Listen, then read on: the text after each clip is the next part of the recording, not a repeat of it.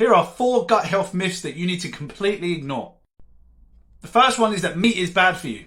Actually, if that was the case, you wouldn't have a stomach full of acid and you wouldn't have these incisors here, right? Well, our bodies are built to digest both plants and meat. So anyone that tells you that our bodies are not designed to digest meats would need a stomach that looks like a cow's, that's 8 stomachs, to help chew and ferment grass. Since you don't have one of those, you need some meat along with your veggies.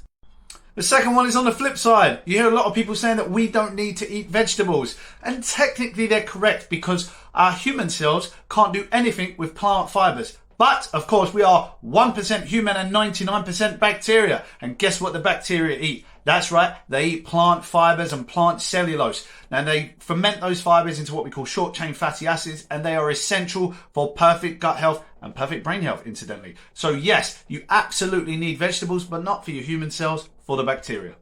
Number 3, everybody needs probiotics. Now, personally, I am a massive fan of probiotics, but I use very specific ones for very specific purposes. Now, most of the probiotics that you can buy in the shop are shit. Most of them are not specific in what they address, and so I would say for most people, the last thing I would look at is probiotics. I would completely look at your food and your lifestyle before I ever touched a probiotic.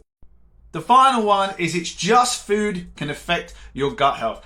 Actually, that might be the biggest myth of all, because there are things like stress, alcohol, drugs, both non-steroidal anti-inflammatories like ibuprofen or cocaine as a rapid example.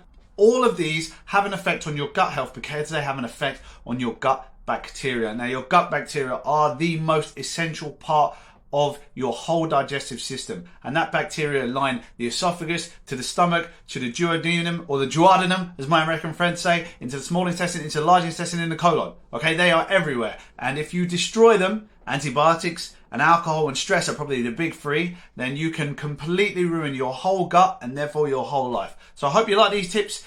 Please follow along for more.